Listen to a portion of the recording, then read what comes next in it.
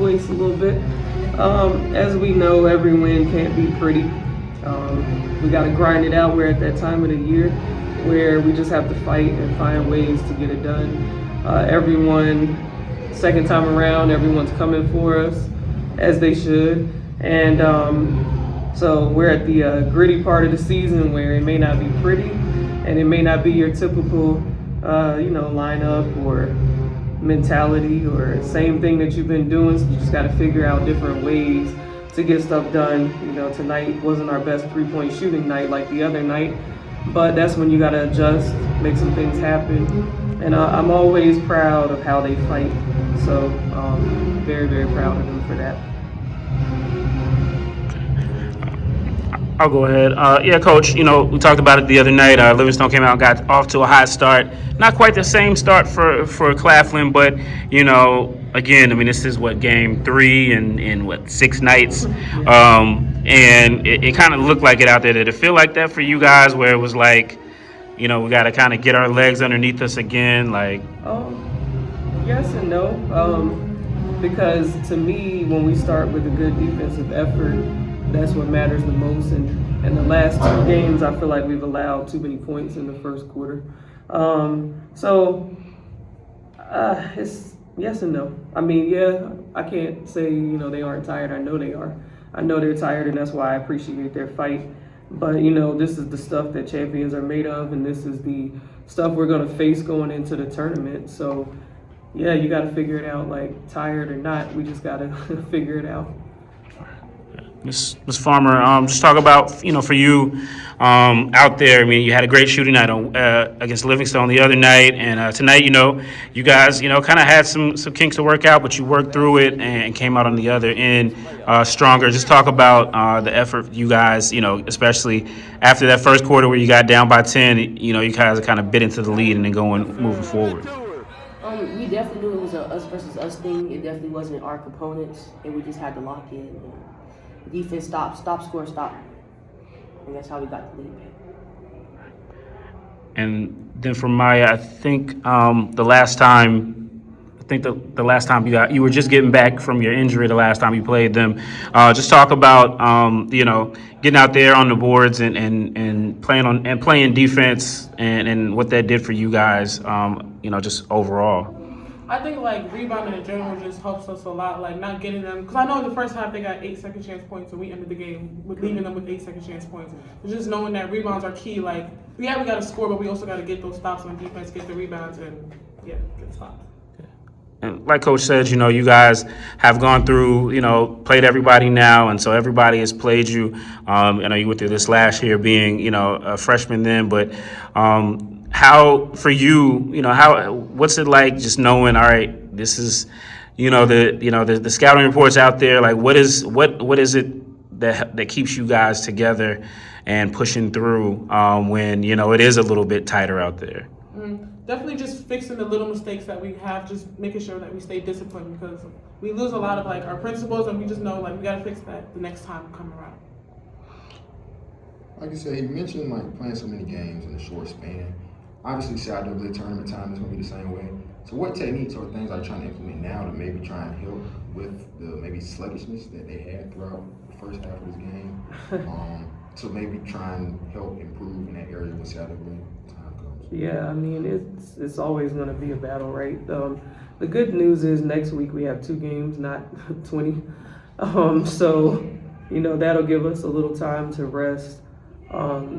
First day after, our last game when we head up, we plan on recovering and just trying to rest our bodies, get our bodies right, get our minds right.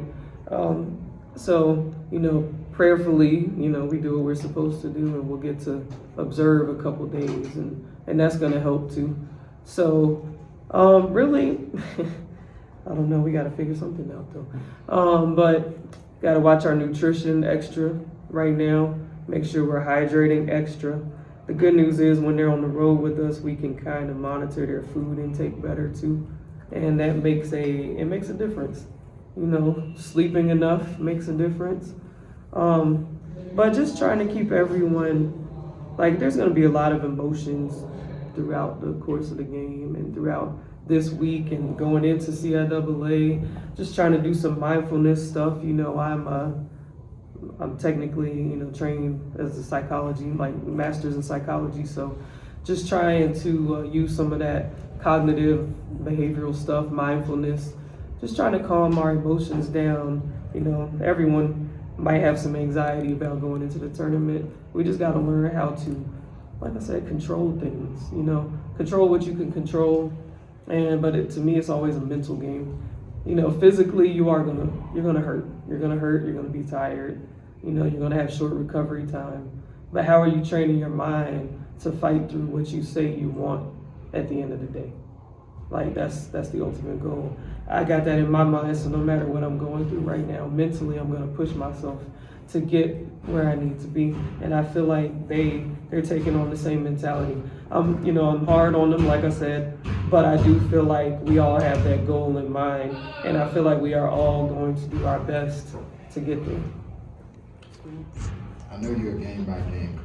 Of course, we got a home game, but I want to skip further, so we're going to be on a road trip. And two real hostile environments. Oh, yeah. It's cool winning games, but it's a little bit harder when we're on the road. Yep. What kind of techniques or things are you trying to implement now to try and prepare for an environment when it's literally only us that's on your side? Well, yeah, that's the biggest thing. Like you said, it's us. We got to stay together. Like, we have to be together. We can't allow anything to separate us. We can't allow anything to, get in the way of what we're trying to do. Yeah, you're right. Brave Boys tough. Livingstone, was it Trent Gymnasium, super tough. Never easy places to play, but it's definitely staying composed. Like you said, it's us. Like, every time we've been on the road, our bench does a great job of still doing Powered by Kanye. Try to give ourselves the gains feel or whatever. And then we travel well. We're Rams. We travel well. So even though it's an away game, we still have people there that have our backs that really, really want us to succeed. So I don't know. I think we've been through a lot of tough stuff this year. We've been through some pretty nasty environments, and we found a way to come out on the other end. And it's always because we've uplifted each other. And I really do think, our team has a strong bond, even on the days when it's hard, even on the days where you might have a disagreement or whatever. We figure it out, and we really have a strong bond. And that makes a difference when you're on the road and nobody's for you except for the people in your circle. For the players, do you feel pressure? I mean, obviously you guys broken a lot of records. You just broke one tonight. Nationally ranked. Now, everybody has you guys circled. Do you guys feel that pressure? And if so, how do you deal with it so that it doesn't get the best of you? Pressure comes with the game, but we work very hard, so I'm never worried. Maya? There may be some pressure, but I think we're handling it well. I don't think that you can tell, like, we're feeling pressure. We just go out game by game knowing that at the end of the day we're going to win the game. So that's what we do. I just want to say thank you, Coach Torrey Woodbury, for your press conference, because he definitely said pressures for the unprepared. And I think that's a great philosophy because, there's always going to be pressure in life, but the more prepared you are, the better you handle it. So I really thought that was a gem by him. And last one for me. You guys got one more game here in this homestand in 2 days. Senior night. I know both of these young ladies are this won't be part for them, but just talk about the crowd. You talked about the crowd support you guys again. You did break a record. And so just talk about the crowd tonight. It seems like everybody. You guys weren't the only ones that were feeling it. Everybody in the crowd was kind of feeling it too. A lot of a little bit of the fatigue, but how important it is for you guys as you guys continue to move forward and press on. Oh, you want me?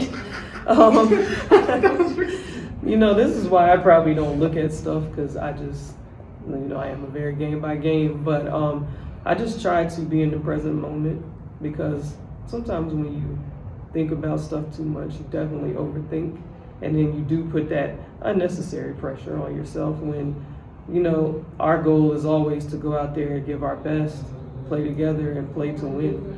So, you think about it like, oh, we can break a record. Oh, we can break a record. But for me, I'm like, I just want to win the game. And then I'll think about the rest of that later. But the crowd is very invested, and we appreciate that. They're very invested. So so they feel like, oh my God, this is all of us. And that's okay, and we appreciate that. But they have definitely been rocking with us. And I don't know, like, do you guys feel pressure? What did you feel pressure for the 21st? Just like, Nah, Yeah. no pressure. Us versus us. yeah.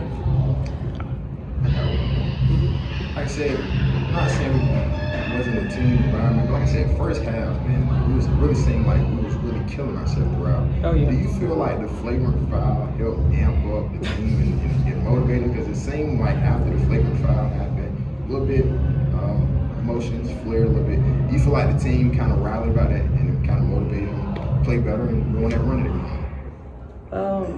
Do you disagree? Yes. It seemed like after the flagrant foul, just everything was mad. Yeah. That's That's 22. Do I think it excited them to see their teammate had their other teammates back? Yeah, I do. And I'm not mad at Alana for having her back. I just think there's a way to control emotion and you already got the flagrant foul called. I didn't really, some of the stuff I felt like we could have just let go, Did it invigorate everybody? Yeah, I'm sure it did. And it takes time and maturity and life, because I can't say that I wouldn't have reacted a certain way when I played, I can't say that. I was a little tough, okay, I was a little mean. So, I can't say that I wouldn't have been like that, because I did have my teammates' backs, and I get it.